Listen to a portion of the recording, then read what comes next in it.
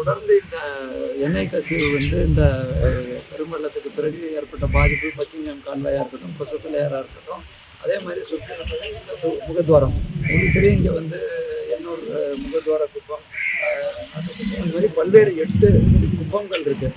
அதே மாதிரி இன்னைக்கு மெயினாக நாங்கள் பார்த்தது அது இல்லாமல் ஆதிராட காலனி அங்கே இருக்கிற வார்ட்ஸு பாதிப்பு அடைஞ்சது. ஸோ இது பல துறைகள் சேர்ந்து இந்த நடவடிக்கை சுற்றுப்புற சூழல் துறை, Tamil Nadu pollution control board, greater Chennai corporate, நம்ம கவுன்சிலர்ஸ் இருக்காங்க. அதே மாதிரி நம்மளோட அடிஷ்னல் கமிஷனர் ஹெல்த் டாக்டர் திரு சங்கர் ஐஏஎஸ் வந்திருக்காரு. அவர் சுகாதாரத்தையும் பார்க்குறாரு, திடக்கல் மேலன்னு, அப்புறம் ஜோனல் ஆஃபீஸர்ஸ், இங்கே நம்மளோட மீன்வளத்துறை அதிகாரிகளும் எங்களோட கூட இருக்காங்க. கமாண்ட் சென்டரை பார்த்தோம். மெயினாக காட்டுப்பக்கத்தில் ஏற்கனவே சேர்த்து வைக்கப்பட்ட இந்த மழை காலங்களில் சேர்த்து வைக்கப்பட்ட குப்பைகளை ஒரு பெரிய டீம் போட்டு அதை முழுமையாக டம்பிங் கிரவுண்டு எடுக்கிறோம். அது இல்லாமல் இந்த பகுதியில் பார்த்தீங்கன்னா திடக்கழிவுகள், அது எண்ணெயால் வரக்கூடிய திடக்கழிவுகள் 160 மெட்ரிக் டன் ரிமூவ் பண்ணியிருக்காங்க. இது இல்லாமல் நம்மளோட அந்த உள்பகுதியில் ஒரு 120 மெட்ரிக் டன் பண்ணியிருக்கோம்.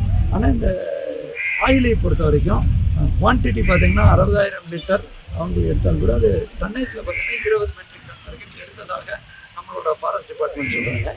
நெக்ஸ்ட்டு என்னன்னாக்க இந்த மணல் நிறைய இதோட இந்த தன்மை மாற்றினால் கூட வேறு ஏரியாவில் அந்த முகத்வாரத்தில் நம்ம ட்ரெட்ஜிங் பண்ணக்கூடிய மணலை இங்கே கொண்டு வரலாமான்னு சொல்லி நீருள்ள ஆதாரத்துறையோட பேசிக்கொண்டிருக்கிறோம். அனைத்து துறையும் மாநில அளவில் தலைமை செயலர் தலைமையில் ஒரு குழு இருக்குது. டிஸ்ட்ரிக்ட் லெவலில் மாவட்ட லெவலில் பல்வேறு சுகாதாரம் மற்றும் திடக்கழிவு போன்ற இஷ்யூஸ்க்காக கமிஷனர் லெவலில் ஒரு குழு இருக்குது. தொடர்ந்து கண்காணித்து வருகிறோம். பாதிப்பு மிகவும் அதிகமாக தான் உள்ளது. நம்ம இப்போ பார்க்கும்பொழுது கூட அந்த கசிவோட சேர்ந்த கழிவுகளை தான் அவங்க எடுத்து அப்புறப்படுத்தக்கூடிய காட்சிகள் இருக்குது. இதில் தொடர்பணி நம்ம கெடுவாக சொல்லி இன்றைய தினம் கொள்ள முடியும், நாளைய தினம் கொள்ள முடியும்னு சொல்லி நம்ம சொல்கிறதோட முழுமையாக முடியும் வரை நாங்கள் இங்கே பணியாற்றுவோம். அதுக்கு தேவையான அனைத்து துறைகளும் சேர்ந்து இன்றைக்கி கூட எக்ஸ்பர்ட்ஸ் வந்திருக்காங்க. அந்த எக்ஸ்பர்ட்ஸ் பண்ணிட்டு இப்போ கூட எங்கள் கூட ஹைதராபாத்லேருந்து எக்ஸ்பர்ட்ஸ் வந்திருக்காங்க. மும்பையிலேருந்து இருக்கிற டீம் சுற்றுப்புற சூழல் மற்றும் அந்த துறை டைரக்டர் தீபக் பில்ஜி அவர்கள், அதே மாதிரி பீனா போன்றவர்களும் தொடர் இல்லாமல் டாக்டர் பழனிசாமி ஃபிஷரிஸில் அந்த பாதிப்பு, நெட்டு பாதிப்பு, போட்டு பாதிப்பு, வாழ்வாதார பாதிப்பு, அது அவங்க செப்பரேட்டாக கணக்கு. சார் இப்போ சடையாங்குப்பம் பகுதியில் இருந்தது, அந்த பகுதியில் இருந்தால் சார் ஆயில் கழிவு நிறைய வந்துட்டு இப்பவும் வந்துட்டு இருக்கு. இது அங்கே தடுக்கிற நடவடிக்கை அந்த மாதிரி நடவடிக்கை என்ன இருக்கு? அதற்கும் இந்த வல்லுநர்கள் போறாங்க. இப்போ நான் மாநகராட்சி ஆணையர்கள் அந்த வல்லுநர்கள் அதையும் ஸ்டடி பண்ணி இப்போ டெக்னிக்கலி அங்கே வரக்கூடிய ஒரு நிறுவனம் மட்டும் இல்லாமல் அந்த பகுதியில் தொடர் நிறுவனங்கள் இருக்கு. வேற எங்கேருந்தாவது கசிவு வருதா? ஏனென்றால் இதில் ஃபுல்லாக இன்ஸ்பெக்ஷன் பண்ணும்போது எல்லாமே டைட் பண்ணிவிட்டு அந்த எஃப்ளூயன்ட் ட்ரீட்மெண்ட் ட்ராப்பில் எங்கே தண்ணி அதிகமாக மழை தண்ணி கசிவு ஏற்பட்டதோ அங்கேயும் அது இறங்கியிருக்கு. பட் அதே நேரத்தில் இந்த மாதிரி ஒரு பேரிடர் காலகட்டத்தில் எதையுமே திட்டவட்டமாக நம்ம மறுக்கவோ மறைக்கவோ செய்யறதில்ல.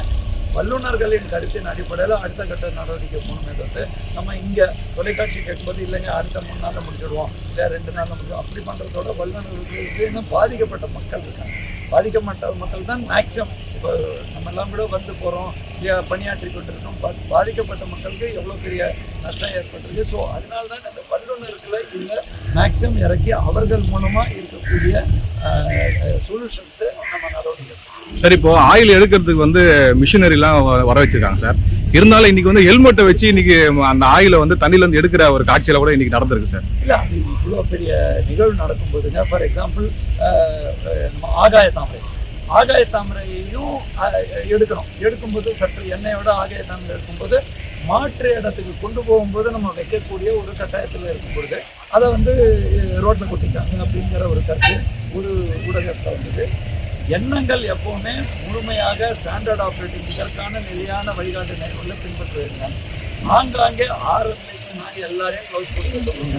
டக்குன்னு ஒருத்தர் கன்வீனியன்ஸுக்கு போட்டுக்கலான்னு சொல்லும்போது அவர்கிட்ட அதையே நாங்கள் சொல்லுவோம். அப்படி நீங்கள் தவறு பண்ணாங்கன்னாக்க நடவடிக்கை எங்கள் மேல் பாயும். அந்த அளவுக்கு அவங்ககிட்ட நாங்கள் அப்பீல் சொல்லியிருக்கோம். கவுன்சிலராக இருக்கட்டும், அடிஷனல் கமிஷனராக இருக்கட்டும், அந்த மாதிரி நிகழ்வுகள் வராமல் தடுக்கவும் நடவடிக்கை எடுப்போங்க. நீங்கள் சொல்கிறதையும் அவங்க கவனத்துக்கு கொண்டு போகணும். தப்பானது அதற்கான சில மெட்டீரியல் இருக்குங்க, அதை முழுமையாக பயன்படுத்தாமல் கன்வென்ஷன் சார் இருக்கு சொல்கிறேங்க. அது சுற்றுப்புற சூழல் வல்லுநர்கள் சொன்னால் நீங்கள் சொல்கிற கருத்து அந்த கன்வென்ஷன். Okay, thank you sir.